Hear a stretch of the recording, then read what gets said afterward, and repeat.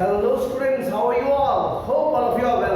बच्चों, ये है एटॉमिक स्ट्रक्चर का थर्ड लेक्चर।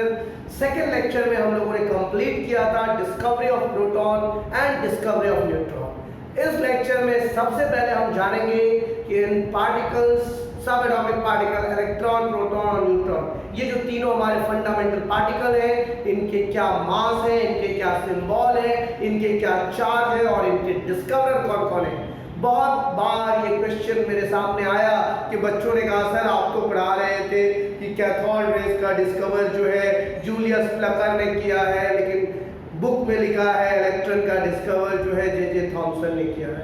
बहुत सारे बच्चों को इसमें डाउट है, मैं जानता हूं, लेकिन फिर भी मैं आपके इस डाउट को क्लियर करने के लिए इस वीडियो में मैं आपको इलेक्ट्रॉन, प्रोटॉन और न्यूट्रॉन के सारे प्रॉपर्टीज के बारे में बताऊंगा कि उनका मास क्या है, उनके चार्ज क्या है, उनके डिस्कवरर कौन है, और साथ ही साथ इस वीडियो में हम लोग एटॉमिक मॉडल्स, जो जे थॉमसन एटॉमिक मॉडल है और रुदरफोर्ड का अल्फा पार्टिकल स्कैटरिंग एक्सपेरिमेंट है, उसके बारे में हम लोग जानेंगे। तो चलिए बच्चों, हम लोग स्टार्ट करते हैं। ये तीनों सब एटॉमिक पार्टिकल्स के प्रॉपर्टीज ऑफ फंडामेंटल पार्टिकल। तो आप लोगों को पता है इलेक्ट्रॉन जिसका सिंबल E0 माइनस इसके आगे में इसलिए दिया गया है क्योंकि ये नेगेटिव चार्ज होते हैं, इसीलिए मैंने यहाँ पर माइनस E का पावर 0 जो है उसको E0 भी कहा जाता है। ये इलेक्ट्रॉन है और इलेक्ट्रॉन जो है बीटा रेस के थ्रू ही निकला था, तो इसीलिए यहाँ पर जो मैंने सिंबल दिया है -1 E0 और बीटा, इसको याद रख लेना आप लोग बच्चों।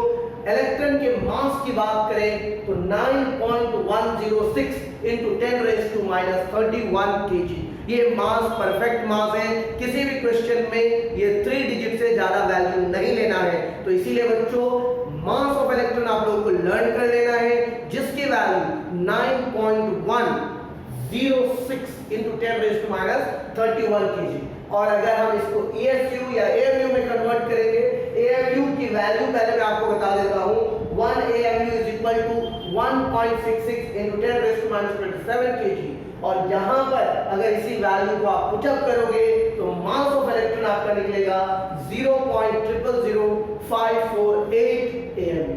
अगर हम चार्ज की बात करें, इलेक्ट्रॉन का चार्ज कितना होता है, उसकी वैल्यू 1.602 into 10⁻19 कूलम और -4.803 into 10⁻10 ESU। अब आ जाइए मेन थिंग जिसका डिस्कवरी। बच्चों, discovery of electron credit goes to J Thomson and Stoney Lorentz in 1887। But before that, already I had informed you, solid and liquid can conduct electricity. Solid and liquid electrolytes can conduct electricity, but gases are not conducting. To prove that gases can conduct electricity, Julius Plummer has invented cathode rays. तो बच्चों यहाँ पर जो है ये हम लोगों को कंसेप्ट समझना है कि जूलियस प्लमर ने कैथोड रेज का इन्वेंशन किया था, ना कि इलेक्ट्रॉन का। इलेक्ट्रॉन का जो डिस्कवरी है बच्चों, हमेशा याद रखना जे थॉमसन और स्टोनी लोरेंज, ये वर्ड, ये नाम याद रखना, ईयर 1887। अब आ जाइए पॉजिटिव सब एटॉमिक पार्टिकल, जिसका नाम प्रोटॉन है, जिसको 1H1 के थ्रू डिनोट किया जाता है। बच्चों हमेशा कुछ चीजें आप लोगों को याद रख लेना है। 1H1 यहाँ पर mass of electron, charge of electron, symbol discovery जैसे किया था, उसी तरह से प्रोटॉन का भी, प्रोटॉन का सिंबल 1H1 होता है। इसके मास की बात करें 1.672 into 10⁻27 kg। otherwise if I talk about AMU 1.00757 AMU। 1 AMU की वैल्यू मैंने आपको ऑलरेडी बता दिया है, दैट इज 1.66 into 10⁻27 kg। अगर हम चार्ज की बात करें कि प्रोटॉन का चार्ज कितना है, +1.602 into 10⁻19 कूलम। इलेक्ट्रॉन का वही चार्ज नेगेटिव होगा, प्रोटॉन का वही चार्ज पॉजिटिव होगा। अगर इसके प्रोटॉन के चार्ज को हम लोग ESU में निकालेंगे, उसकी वैल्यू 4.803 into 10⁻10 ESU। जैसे इसका नेगेटिव उसी तरह से इसका पॉजिटिव। अगर इसके डिस्कवरर की बात करेंगे तो प्रोटॉन का डिस्कवरर E गोल्डस्टीन और रुदरफोर्ड को भी एक क्रेडिट जाता है, क्योंकि उन्होंने भी कहा था total positive charge situated at the centre of an atom called nucleus. तो ये दोनों ने 1907 में प्रोटॉन की डिस्कवरी की थी। अब आ जाता है बच्चों न्यूट्रॉन, डिस्कवरी ऑफ न्यूट्रॉन जिसका सिंबल N01। इसका जो मास होता है बच्चों 1.6749 × 10⁻27 kg। बच्चों इसके मास में और प्रोटॉन के मास में स्लाइट डिफरेंस है, 672 1.672 और यहाँ पे 1.6749, 4 आप समझ जाओ 1.674, तो आप समझ सकते हो 0.0029 का डिफरेंस है, बाकी सारा कुछ सेम है। तो mass of proton is slightly greater than the mass of neutron is slightly greater then mass of proton. तो मास ऑफ न्यूट्रॉन जो होता है 1.6749 × 10⁻27 kg, जिसकी वैल्यू 1.00893 AMU होता है बच्चों। अगर हम बात करें AMU का, 1 AMU that is 1.66 × 10⁻27 kg। Charge आप लोगों को पता है न्यूट्रॉन के ऊपर में कोई चार्ज नहीं होता, इसकी सारी प्रॉपर्टीज हम लोगों ने लेक्चर नंबर 2 में ऑलरेडी डिस्कस किया है। और इसके जो डिस्कवरर है जिनका नाम है James Chaplin. After understanding these properties of fundamental particles, now we will move towards the atomic model. बच्चों आप सब जानते हो atomic model, specially 3 atomic models बहुत ही ज्यादा पॉपुलर है। जे थॉमसन का प्लम पुडिंग मॉडल, रदरफोर्ड का अल्फा पार्टिकल स्कैटरिंग एक्सपेरिमेंट और नील बोर का K11 वाला जो एटॉमिक मॉडल है ये तीनों को पढ़ने की शुरुआत हम लोग जे थॉमसन से करेंगे। सबसे पहले आप लोग ये जो बोर्ड पे लिखा है इसका एक स्क्रीनशॉट ले लीजिए, अदरवाइज इसको अगर आप लोग अपने नोटबुक में लिखना चाहते हैं तो आप लोग नोटबुक में भी लिख सकते हैं।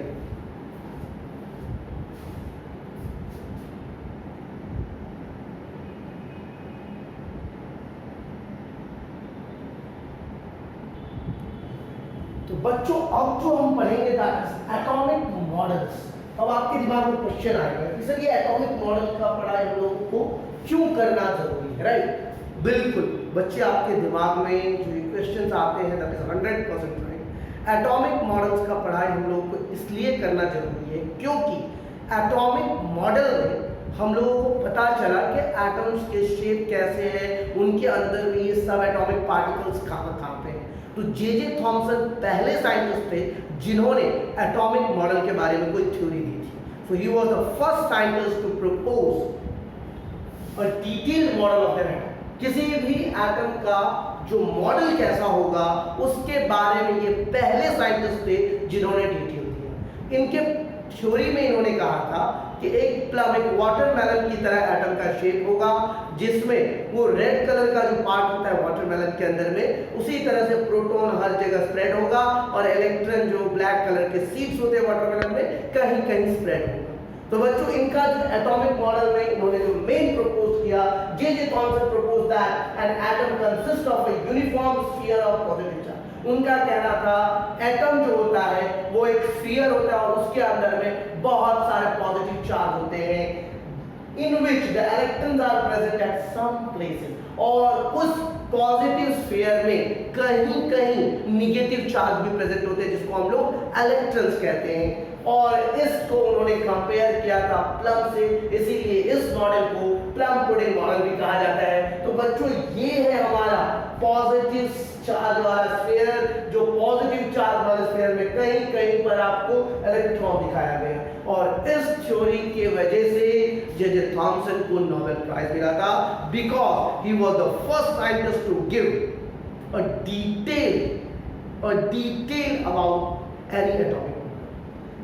लेकिन जैसे ही कोई भी एलिमेंट या कोई भी साइंटिस्ट कुछ नया डिस्कवर करते हैं तो उनके पीछे कुछ ना कुछ लिमिटेशंस लग जाती है। देखो हर साइंटिस्ट ने कुछ ना कुछ डिस्कवर करने की कोशिश की, लेकिन उसके ड्रॉबैक्स को नहीं समझ पाए, इसीलिए एक नया पोस्टुलेट या नया थ्योरी आता। इनका जो पोस्टुलेट्स का जो ड्रॉबैक्स था, इन्होंने कहा कि नहीं कहीं कहीं इलेक्ट्रॉन होता है, और दूसरा इन्होंने कहा कि नहीं ये एकदम बिल्कुल वाटरमेलन की तरह। तो क्या वाटरमेलन के अंदर में आप लोग ब्लैक सीड्स को रिवॉल्व होते हुए देखे हो? वो एक जगह पे कांस्टेंट रहता है। तो ये इनका सबसे पहला डिफेक्ट था। आप कह सकते हो कि इनका जो ड्रॉबैक्स है जो कि यहाँ पे लिखा हुआ है, that in this model especially it was not explained that mass of an atom is considered to be evenly spread over the atom। मतलब इनका ड्रॉबैक होने का मेन रीजन ये था कि ये एटॉमिक मॉडल ये कहना चाहता था कि पूरे एटम के अंदर में हर जगह मास डिस्ट्रीब्यूटेड है, जो कि एटम्स के अंदर में नहीं होता है। और दूसरा ड्रॉबैक इनका ये था कि ये इन्होंने कहा कि बिल्कुल प्लम की तरह it is a static model in which it is not reflecting that electrons can be in a movement, electrons can be in a motion. तो ये इनका जो था दूसरा डिमेरिट था। इस तरह से बहुत सारी चीजें इन्होंने नहीं एक्सप्लेन की और इस मॉडल के ड्रॉबैक्स लिमिटेशंस को लेकर के रुदरफोर्ड ने अपना एक न्यू एटॉमिक मॉडल बनाया। उससे पहले उन्होंने एक अल्फा पार्टिकल स्कैटरिंग किया था, जिस पर उन्होंने देखा कि अगर अल्फा पार्टिकल में स्कैटरिंग करता हूं तो उसके वजह से क्या क्या रिफ्लेक्शंस होते हैं और क्या क्या उनको ऑब्जर्वेशन मिला, क्या क्या कंक्लूजन्स मिले और क्या क्या उन्होंने अपने पोस्टुलेट्स में दिया। तो बच्चों सबसे पहले आप लोग अपने नोटबुक में इस जे थॉमसन एटॉमिक मॉडल को जरूर लिख लीजिए और इनके पोस्टुलेट्स और लिमिटेशंस को भी लिखना मत भूलना। इसके बाद हम लोग पढ़ेंगे Rutherford alpha particle scattering experiment. Now dear students, after the J.J. Thomson experiment, because J.J. Thomson had supposed that in all the matters atoms must be same and the same properties should be there, तो Rutherford ने इस limitations को adopt किया और उसने इस experiment को करना चाहा। उसने क्या किया, उसने alpha scattering experiment very thin gold foil पर किया। मतलब अगर कोई भी एटम जिनके अंदर में हर जगह मास डिस्ट्रीब्यूटेड होगा, इलेक्ट्रॉन जो है मतलब स्टैटिक होगा, स्थिर होगा, तब तो हर मैटर में ऐसा होना चाहिए, लेकिन ऐसा नहीं।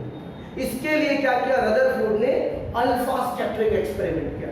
इस एक्सपेरिमेंट में उन्होंने क्या किया, एक अल्फा पार्टिकल का सोर्स लिया, उसके बाद उस अल्फा पार्टिकल्स को पास करने के लिए उन्होंने स्लिट सिस्टम के रूप में लेड प्लेट को लिया और उन्होंने एक पूरा का पूरा सर्कुलर फ्लोरोसेंट स्क्रीन लिया कि अगर ऐसा है हर जगह मास डिस्ट्रीब्यूटेड है तो मतलब ये रेस जो है डिफ्लेक्टेड होंगे, जिससे पता चलेगा नहीं जे.जे. थॉमसन ने जो किया था दैट वाज राइट और रॉन्ग। तो इन्होंने उस एक्सपेरिमेंट को करने की कोशिश की। एक अल्फा का सोर्स लिया, यहाँ पे आप देख सकते हैं कि इन्होंने एक स्लिट सिस्टम के रूप में लेड के प्लेट को लिया और यहाँ से अल्फा पार्टिकल को पास करवाया और यहाँ पे 0.00004 सेंटीमीटर पतला गोल्ड का फॉइल लिया और वहां पे अल्फा पार्टिकल्स को उन्होंने स्ट्राइक किया। उन्होंने जो अल्फा पार्टिकल्स को स्ट्राइक किया बच्चों, तो उनको एक अलग ही ऑब्जर्वेशन मिला और उस ऑब्जर्वेशन को यहाँ पर उन्होंने दर्शाया है कि अगर उन्होंने देखा एक बड़ा सा एटम का शेप उन्होंने माना, क्योंकि हम सब जानते हैं हम भले ही वन रेस को पास करें लेकिन उस वन रे के अंदर में आप लोगों को पता होना चाहिए there are many beams of light, right. अगर मान लीजिए हम लोग एक पेपर लेते हैं और पेपर में सुई से लेकर के होल कर दीजिए, आलपिन से लेकर के होल कर दीजिए और वहां पे टॉर्च को पास कीजिए तो आपको लगेगा वन रे वहां से पास हो रहा है, लेकिन बच्चों ऐसा नहीं है, उसमें बीम ऑफ लाइट पास होते हैं। तो ठीक उसी तरह मान लीजिए यहाँ पे बहुत सारे अल्फा पार्टिकल्स जब पास हुए और ये हमारा थिन गोल्ड फॉइल, तो इन्होंने जो ऑब्जर्व किया उस ऑब्जर्वेशन में एक अलग ही क्रांति आई जो जे.जे. थॉमसन एटॉमिक मॉडल को फेल होने पर मजबूर कर दिया।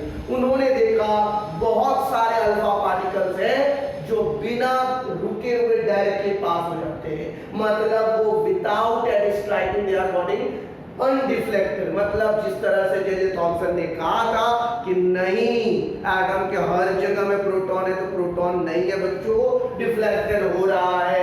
पहला कंसेप्ट जे.जे. Thompson law. दूसरा, उन्होंने देखा कुछ अल्फा पार्टिकल्स स्मॉल एंगल पे डिफ्लेक्ट हो रहे हैं और 20,000 में से कुछ ही ऐसे अल्फा पार्टिकल्स हैं जो लार्ज एंगल, जो स्पेशली 180 डिग्री पर बैक हो रहा है। तो ये ऑब्जर्वेशन जैसे उन्होंने देखा तो उन्होंने इस एक्सपेरिमेंट को करने के बाद अपना ऑब्जर्वेशन और कंक्लूजन के रूप में लिखा कि मैंने यहाँ पे इस चीज को ऑब्जर्व किया है।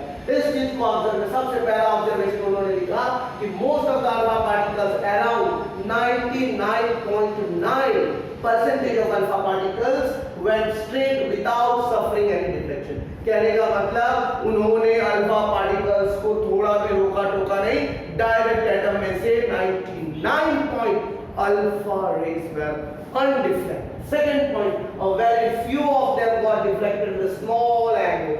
बहुत कम ऐसे थे जिनको स्मॉल एंगल में रिफ्लेक्शन मिला, जो आप लोग देख रहे हैं यहाँ पे स्लाइटली डिफ्लेक्टेड हुआ है, और very few of them, about 1 in 1000, did not pass through at all, but suffered a large deflection which was greater than 90 degree. Overall, if we say, even it come back in the direction from where it had been started, मतलब 180 degree पर deflection हुआ। तो ऐसा उन्होंने observation किया।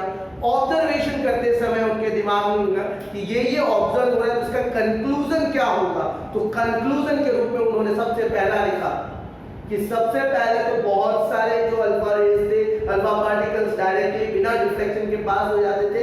Most of the alpha particles got undeflected, means atom is a hollow sphere. Atom is a hollow sphere. Most of the spaces are empty in an atom. तो पहला conclusion उन्होंने लिखा, there is a large empty space in an atom.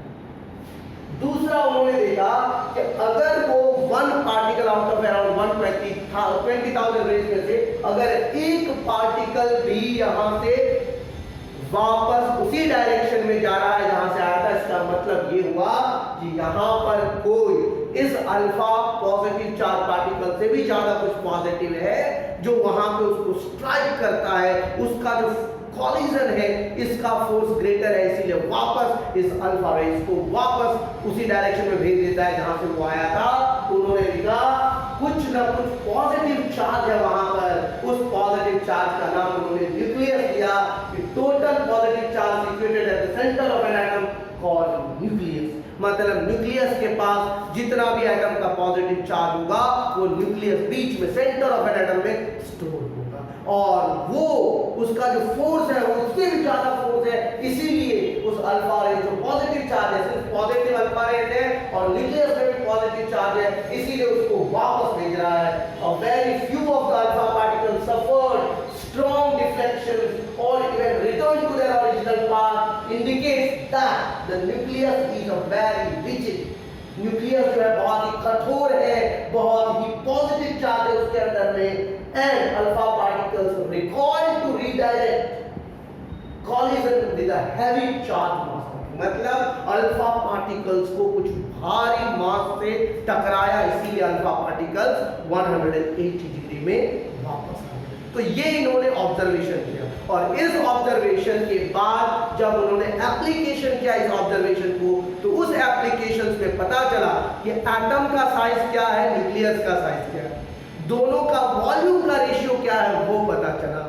और फिर finally in सारे जो nucleus के अंदर से जब आप देख रहे थे कि न्यूक्लियस के पास ये अल्फा रेज जाता है और उसको यू टर्न बैक भेज देता है, तो वो कितना नजदीक तक जाता है, एप्लीकेशंस में अभी हम लोग ये सीखेंगे। अभी फिलहाल आप लोग ऑब्जर्वेशन और कंक्लूजन को अपने नोटबुक में लिख लीजिए, ताकि जब भी कोई आपको रुदरफोर्ड अल्फा स्कैटरिंग एक्सपेरिमेंट के बारे में पूछे तो आप उसको जवाब देने के लिए तत्पर रहें। तो बच्चों, जैसे ही रदरफोर्ड ने ये एक्सपेरिमेंट किया, वैसे ही इस एप्लीकेशंस के बारे में चर्चा होने लगी। यस, रदरफोर्ड ने जो एटॉमिक मॉडल का एक्सपेरिमेंट फाइंड किया, उस एटॉमिक मॉडल से एटॉम का स्ट्रक्चर तो सच में पता चल गया, लेकिन इसके यूजेस क्या से, इसके किस तरह से हम यूज करेंगे, इस एटॉमिक मॉडल को कैसे यूज किया जाए। तो सिर्फ उन्होंने न्यूक्लियस के बारे में फाइंड किया था, इसीलिए इसका दूसरा नाम रदरफोर्ड न्यूक्लियस एटॉमिक मॉडल भी इस मॉडल को कहा जाता है। तो बच्चों, अगर कोई पूछो what is nuclear atomic model, तो that is same of Rutherford atomic model is also known as nuclear atomic model. इस मॉडल के अंतर्गत an atom consists of heavy positively charged nucleus where all the protons are present. कहने का मतलब इस nucleus के अंदर में बहुत सारे पॉजिटिव चार्ज प्रेजेंट है, इसीलिए उसका नाम न्यूक्लियस, न्यूक्लियस का मतलब होता है सेंटर बच्चों। तो यहाँ पर उन्होंने जो पहला एप्लीकेशन के रूप में बताया कि यहाँ पर जितने भी पॉजिटिव चार्ज है वो आपको पाए जाएंगे। पॉजिटिव चार्ज के बारे में ये डिटेल आपको रदरफोर्ड का न्यूक्लियस पार्टिकल या nuclear particle, nuclear atomic model आपको देता है कि total positive charge situated at the centre of an atom called nucleus. दूसरा, उन्होंने कहा कि देखो, अगर तुम न्यूक्लियस और एटम का कंपेयर करोगे तो ये दोनों, मतलब आप कह सकते हो कि एटम बहुत बड़ा है, न्यूक्लियस बहुत छोटा है। तो उन्होंने कहा the volume of the nucleus is very small and only a minute fraction of the total volume of the atom. A minute fraction of the total volume of the atom। कहने का मतलब बच्चों, मतलब अगर आप एटम का volume compare करोगे और न्यूक्लियस का वॉल्यूम कंपेयर करोगे तो इस दोनों के वॉल्यूम को जैसे आप कंपेयर करोगे तो बहुत ही छोटा वॉल्यूम है न्यूक्लियस का in comparison to volume of atom. तो ये कैसे पता चला? तो उन्होंने रेडियस बताया, न्यूक्लियस का रेडियस जो है 10 to the power minus 13 centimetre और एटम का जो रेडियस है उसकी value 10 to the power minus 8 centimetre. तो ये वैल्यू उन्होंने निकाला। उन्होंने कहा कि radius of atom is 10 to the power 5 times radius of nucleus. ये वैल्यू उन्होंने दिया, the radius of the atom is 10 to the power 5 times the radius of nucleus. उसके बाद उन्होंने कहा कि radius of atom is directly proportional to the cube root of the mass of the atom. मतलब the radius of the nucleus is directly proportional to the cube root of the number of nucleons of the present in the atom। अब कहने का मतलब R is directly proportional to the cube root of A। अब proportional हटेगा तो कुछ ना कुछ कांस्टेंट लगेगा, तो R is equal to R naught cube root A और R naught की वैल्यू कांस्टेंट है 1.33 into 10 to the power minus 13 centimetre. और यहाँ पर जो वैल्यू आया बच्चों, कि अगर हम बात करते हैं the radius of the nucleus, तो R की जो वैल्यू होगी 1.33 into 10 to the power 30 a to the power 1/3, जिसको क्यूब रूट कहा जाता है। A क्या बच्चों? एटॉमिक मास है और ये R क्या है? रेडियस ऑफ न्यूक्लियस है। तो इस दोनों का रिलेशन जब निकाला गया तो ये फॉर्मूला आ गया, R is equal to 1.33 into 10 to the power minus 13 atomic mass का क्यूब। और जब वॉल्यूम के बारे में कंपेयर किया गया कि भाई वॉल्यूम ऑफ एटम और वॉल्यूम ऑफ न्यूक्लियस में क्या रिलेशन है, तो 4/3 पाई आर क्यू न्यूक्लियस का भी volume, 4/3 pi r cube atom का। तो दोनों के रेशियो को निकाला गया। एटम का radius 10 to the power minus 8 होता है और हमारा जो पूरा न्यूक्लियस है उसका जो रेडियस है 10 to the power minus 13 centimetre है। दोनों का क्यूब निकाला गया, रेशियो को बैलेंस किया गया, 10 टू द पावर 15 आया। तो इससे पता चला कि volume of atom is 10 to the power 15 times the volume of nucleus. यहाँ पे आप समझ सकते हो कितना छोटा न्यूक्लियस है। तो यहाँ पर हमेशा याद रखना बच्चों, और यहाँ पर जो न्यूक्लियस के अराउंड में, न्यूक्लियस के इर्द गिर्द में electron with high speed they are rotating, बहुत ही तेजी के साथ यहाँ पर इलेक्ट्रॉन घूमते हैं। और इस एटॉमिक मॉडल को बच्चों सोलर सिस्टम के साथ कंपेयर किया गया। जिस तरह से सोलर सिस्टम में सन है और उसके अराउंड में सारे प्लैनेट्स रिवॉल्व करते रहते हैं, ठीक उसी प्रकार से न्यूक्लियस सन का रोल प्ले करता है और इलेक्ट्रॉन्स जो है प्लैनेट्स के रोल प्ले करते हैं और इर्द गिर्द में उसके घूमते रहते हैं। इस थ्योरी से, इस एब्जॉर्मेशन से, इस कंक्लूजन से, इस एप्लीकेशन से रदरफोर्ड को नोबेल प्राइज से नवाजा गया। इसके बाद हम लोग पढ़ेंगे कि एटम कितना नजदीक आया था, जो रेडियस जो था वो कितना नजदीक तक न्यूक्लियस के पास तक पहुंचा था वो अल्फा रेज, वो R नॉट की वैल्यू हम लोग फाइंड करेंगे बच्चों। लेकिन उससे पहले आप इस बोर्ड का स्क्रीनशॉट ले लीजिए, अदरवाइज आप अपने नोटबुक में लिख लो ताकि आपको रदरफोर्ड के न्यूक्लियर एटॉमिक मॉडल का एप्लीकेशंस पता चल सके। तो बच्चों अब जो है डिस्टेंस कितने नजदीक तक अल्फा रेज गया था न्यूक्लियस के, उसके बारे में रदरफोर्ड ने बहुत ही अच्छी जानकारी दी थी कि कोई भी रेस को अगर मान लीजिए न्यूक्लियस के कितने नजदीक तक गया था उसके बारे में कैसे डिटेल निकालेंगे। तो हम सब जानते हैं अल्फा पार्टिकल मतलब हीलियम 2+, मतलब 2 इलेक्ट्रॉन वहां से निकल रहा है और न्यूक्लियस पर पॉजिटिव चार्ज है। जो भी एटम लेंगे, अगर मान लीजिए हम लोग गोल्ड लेते हैं तो गोल्ड का जो एटॉमिक नंबर होगा उसको उसके इलेक्ट्रॉन से मल्टीप्लाई करेंगे तो हम लोग को न्यूक्लियर चार्ज मिलेगा। तो यहाँ पर सपोज कीजिए यहाँ से अल्फा रेज निकला और बी पॉइंट तक वो पहुंचा, लेकिन न्यूक्लियस से दूर में था। तो ये दूरी कितनी है जिसको हम लोग R0 से डिनोट किया, वो निकालना है। Distance closest approach and estimating the nuclear dimension from alpha particle scattering experiment। तो यहाँ पर न्यूक्लियस से कितना डिस्टेंस है। तो बच्चों सबसे पहले तो आप लोगों को पता होगा कि total energy is equal to kinetic energy plus potential energy. लेकिन यहाँ पर यूं हुआ कि यहाँ से रेस तो निकला लेकिन न्यूक्लियस के पास पहुंचा नहीं, और यहाँ से ऐसा फोर्स लगा कि यहाँ पर potential energy is equal to kinetic energy के बराबर में हो गया। तो यहाँ पर अगर हम बी पॉइंट की बात करें, यहाँ पर बात करें, kinetic energy of the alpha particle is completely converted into the electrostatic potential energy of the system. मतलब जैसे ये वेव से जो मोशन से आ रहा था, बी पॉइंट पे जैसे पहुंचा वो completely electrostatic of the system, potential energy of the electrostatic system में कन्वर्ट हो गया, क्योंकि यहाँ पर भी पॉजिटिव चार्ज थे जो इनको कंप्लीटली पोटेंशियल एनर्जी में कन्वर्ट कर दिया, काइनेटिक एनर्जी को पोटेंशियल एनर्जी में कन्वर्ट किया। तो जैसे ही पोटेंशियल एनर्जी में कन्वर्ट किया, तो बच्चों सबसे पहले तो पोटेंशियल एनर्जी कितना होगा, यहाँ पर ये जो कूलम्बिक फोर्स है बच्चों, जिसकी वैल्यू 1/4 पाई एप्सिलॉन नॉट, ये कांस्टेंट वैल्यू है जिसका वैल्यू 9 × 10⁹ न्यूटन मीटर स्क्वायर पर कूलम्ब स्क्वायर होता है।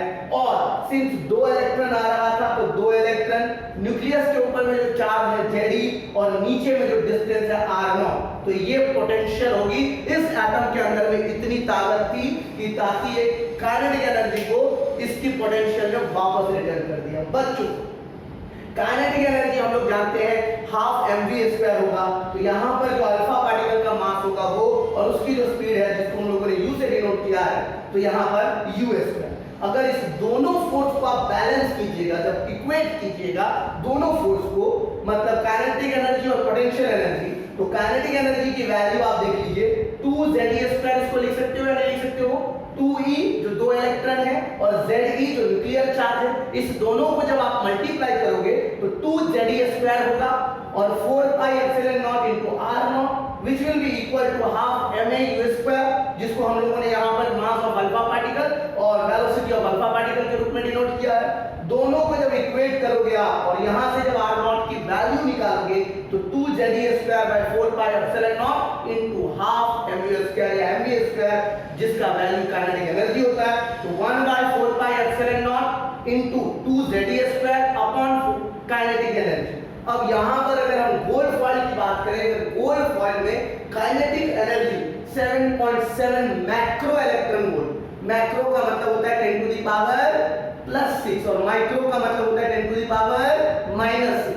तो मैक्रो इलेक्ट्रॉन वोल्ट अगर हम यहाँ पर काइनेटिक एनर्जी गोल्ड एटम पर दे रहे हैं, तो अगर कोई पूछेगा गोल्ड से कितना डिस्टेंस तक वो अल्फा चार्ज पार्टिकल वापस रिटर्न में चला गया, वहां तक पहुंचा था, तो वो r0 की वैल्यू निकालने के लिए बच्चों 2, गोल्ड का एटॉमिक नंबर 79, इलेक्ट्रॉन का मास 1.602, इलेक्ट्रॉन का चार्ज 1.602 into 10⁻⁻⁹ कूलम का होल स्क्वायर, और 1/4 पाई एप्सिलॉन नॉट की वैल्यू होती है 9 × 10⁹ और ये जो मैक्रो इलेक्ट्रॉन वोल्ट जो काइनेटिक एनर्जी की वैल्यू है उसको हम लोगों ने जूल में कन्वर्ट किया 7.7 × 10⁻6 और 1 electron volt is equal to 1.602 × 10⁻19 joule. तो जब सारे वैल्यू को आप मल्टीप्लाई करके डिवाइड करोगे तो फाइनल वैल्यू आएगा 3 × 10⁻14 मीटर।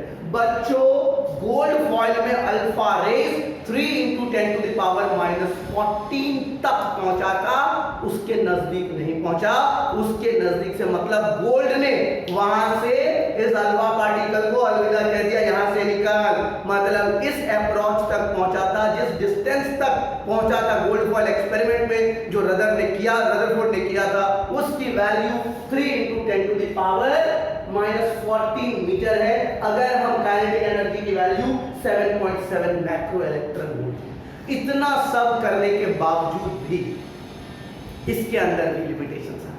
इन्होंने सब कुछ एक्सप्लेन तो किया, लेकिन इन्होंने एटम की स्टेबिलिटी के बारे में एक्सप्लेन नहीं किया। जो स्टेबिलिटी को लेकर के इन्होंने रिसर्च किया था, उस स्टेबिलिटी के बारे में इन्होंने बिल्कुल नहीं बताया।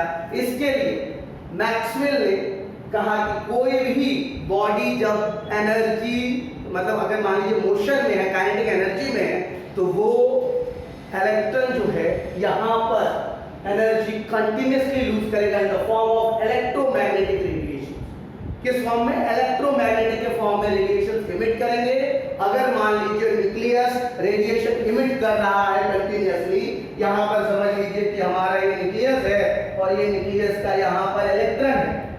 अगर ये इलेक्ट्रॉन इस डायरेक्शन में एनर्जी कंटिन्यूअसली इमिट करेगा, तो एक समय ऐसा आएगा कि एनर्जी लूज करते करते करते न्यूक्लियस में गिर जाना चाहिए, लेकिन एक्चुअली ऐसा होता नहीं। वही चीज मैंने लिखा है यहाँ पर, according to Maxwell electron loses continuously in the form of electromagnetic radiation, so it should fall into the nucleus, but it doesn't happen actually, and if it will fall into the nucleus, it will make the atom unstable. So that's why here the first point, Rutherford does not explain the stability of it. And the second point, which I have already told you, it loses energy continuously. अब हमेशा ये energy lose कर रहा है तो क्या होगा भाई, यहाँ पे जो लाइन स्पेक्ट्रम का फॉर्मेशन होगा उसके बारे में हमने तो बताया, लेकिन जो डिफिनिट लाइन होना चाहिए, अगर इलेक्ट्रॉन एनर्जी लूज करता तो ये डिफिनिट लाइन नहीं मिलती, लेकिन यहाँ पे लिखा गया है losses of energy by electron is not continuous because the actual spectrum consists of well defined lines, not a definite frequency. अब आपको दिमाग में समझ में आ गया होगा कि इतना सब कुछ करने के बाद थोड़ा चीजें रदरफोर्ड ने नहीं बताया, जिस कारण से इसके एटॉमिक मॉडल्स में भी डिमेरिट्स आ गए, ड्रॉबैक्स आ गए, लिमिटेशंस आ गए। इसके बाद आया वेव थ्योरी, फिर आया प्लांक्स क्वांटम थ्योरी, फिर आया फोटो इलेक्ट्रिक इफेक्ट, फिर आया सबसे बड़ा ब्लैक बॉडी रेडिएशंस, और उसके बाद बोर एटॉमिक मॉडल। तो बच्चों, नेक्स्ट वीडियो जो हमारा लेक्चर नंबर 4 होगा, जिसमें ये सारी चीजें हम लोग डिस्कस करेंगे। आज के लिए बस इतना ही। लेक्चर नंबर 3 में हमने जो स्टार्ट किया था, properties of electron, proton, neutron, Thomson atomic model, Rutherford atomic model, उसके observation, conclusions, applications and even finally drawback, इन सारी चीजों को नोटबुक में लिख करके रेडी रखना। आशा करता हूं आप लोगों को ये वीडियो में सारा कंसेप्ट क्लियर हो गया होगा। अगर कुछ भी आपको डाउट लगे तो कमेंट बॉक्स में जरूर नीचे कमेंट करें। अगर अच्छा लगे तो वीडियो को लाइक और सब्सक्राइब करें, अपने दोस्तों के साथ भी शेयर करें, ताकि वो भी इस पैंडेमिक सिचुएशंस में एजुकेशन का बेनिफिट उठा सके। आज के लिए बस इतना ही, तब तक के लिए मुझे दीजिए इजाजत, फिर लौटेंगे हम लोग लेक्चर नंबर 4 में। Thank you very much.